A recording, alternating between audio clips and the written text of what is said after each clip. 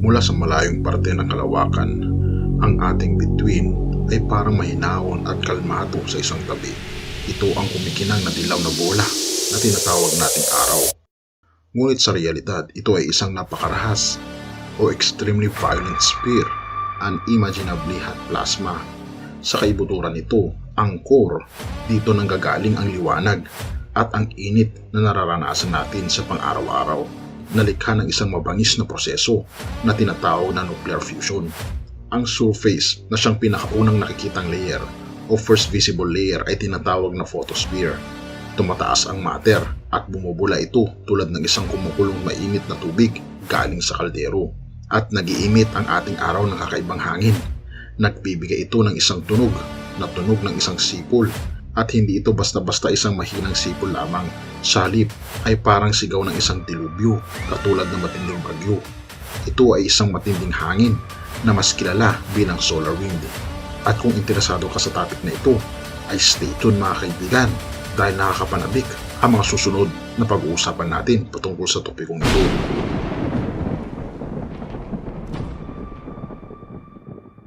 Ang solar wind ay isang matter o form ng plasma kung saan ito ay tinatawag na superheated electrically charged gas. Tinatangay nito ang hangin mula sa araw sa lahat ng direksyon sa buong solar system. Ang stream na ito ay high charged material na lumalabas sa araw sa lahat ng oras. At alam nyo ba na humigit kumulang 1,000,000 toneladang high charged material stream ang inilalabas nito bawat segundo. Naglalakbay ito sa solar system at nakikipag-ugnayan sa anumang bagay na umahadlang katulad ng ibang mga planeta. Makikita natin ang pagkipag-ugnayan nito sa ating Earth sa anyo ng isang napakagandang aurora sa itaas ng mga polar region. Ngunit ang pagpapakita natin sa solar wind na ito sa northern and southern skies ay hindi lamang ang paraan upang i-experience ang powerful solar phenomenon dahil makikita din natin ito sa Parker Solar Probe na nag-e-explore sa araw na hindi pa kailanman nararating ng mga ibang mga satellite. Ngunit ang kagandahan nito ay maririnig natin ito. Ang audio clips na iyong mapapakinggan mga kaibigan ay hindi tunog sa paraang naririnig natin dito sa Earth dahil sa kalawakan walang daluyan ng sound waves para makapag-travel ito. Ngunit sa data na nakuha ng Parker Solar Probe ay may pagkakatulad sa tunog na naririnig natin dito sa Earth. Sinusukat ng Parker Solar Probe ang pressure wave sa particles na bumubuo sa solar wind at naririnig natin ang tunog ng pressure wave bilang isang tunog sa ating pang-araw-araw na buhay. Kaya sa pamamagitan ng measure sa mga frequency at amplitude ng mga pressure wave sa solar wind na ito, maaring gawing audio clip ng mga scientists ang data upang maaari natin itong mapakinggan. Ang mga whooshing at whistling noises na maririnig mo ay ang mga pressure wave mula sa init electrically charged na plasma na nagraradiate palabas mula sa sun's wispy outer layers. At para sa aking opinyon, out of 6 audio clips na ating maririnig, ang first 2 ay ang pinakakakaiba sa lahat. Kaya pakinggan natin sa bawat clip at pagkatapos magbibigay ulit ako ng kaunti pang impormasyon patungkol sa kung ano ang naririnig natin bago tayo lilipat sa susunod na clip.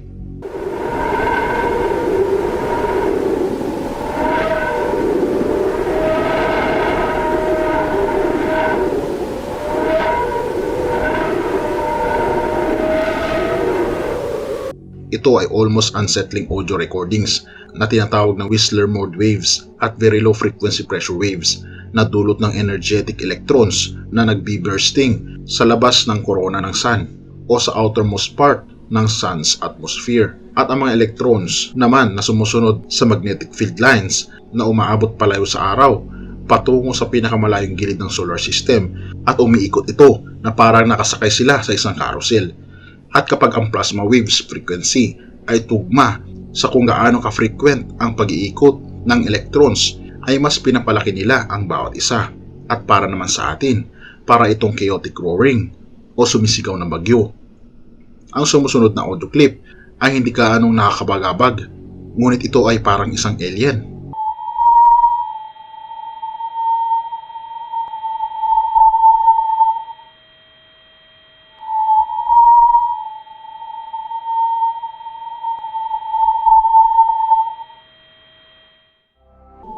Ang audio recording na ito ay nilikha mula sa isang Langmuir wave katulad ng mga Whistler wave instead na isang very high frequency pressure waves ang ating mapapakinggan.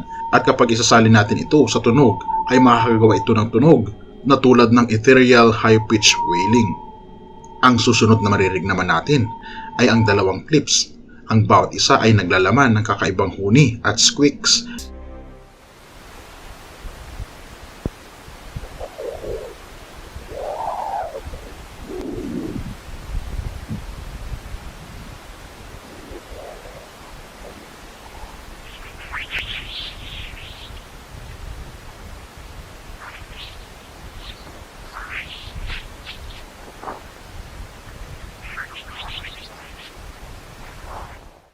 Ang mga kaibang huni na ito ay nagmumula pa sa dispersive wave na mabilis na lumilipat mula sa isang frequency patungo sa kabila habang nag-travel sa solar wind.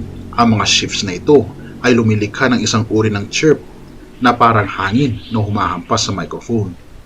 Ayon sa mga scientists, bihira silang makalapit sa Earth kaya naniniwala ang mga researchers na hindi sila mahalaga sa ating planeta. Pero nung mas malapit ito sa araw, natuklasan nila na ang mga waves na ito ay makikita sa lahat ng dako at walang nakakaalam kung ano ang sanhi nito. At ang panghuli na nakakaakit sa lahat, mayroong isang audio recording na kakaiba sa 5 na ating mapapakinggan at ipaparinig namin ito sa inyo. Ito ay isang tunog galing sa mainit na plasma waves. Ngunit kung ating mapapakinggan, ito ay tila ba isang tunog sa microscopic dust na bumabangga sa mga sensitive instruments ng probe.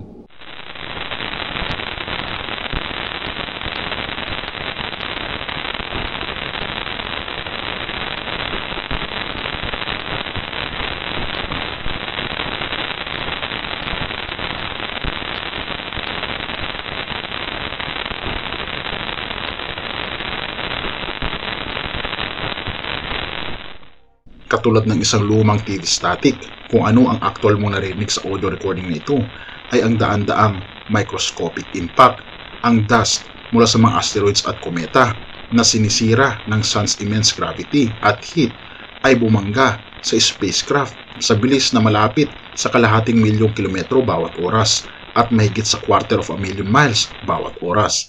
Ang bawat collision na iyong naririnig ay talagang alikabok na sumasabog at tumitilapon paunti-unti na parang kaunting bahagi ng spacecraft.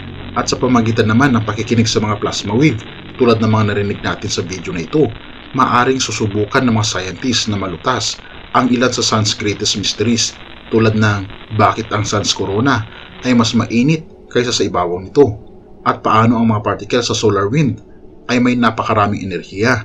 Ngunit para sa atin, ang paglutas ng mga nakakaakit na misteryong ito at ang pakikinig sa mga kakaibang tunog sa ating pinakamalapit na star, ang sun, ay tunay na nakakamangha at talaga namang kagilagilalas na ibig sabihin mayroon talagang naglalang sa atin. At sa sobrang laki ng sun, makikita natin mga kaibigan na talaga namang totoo talaga ang presensya ng Diyos. Genesis 1 verse 14 to 16.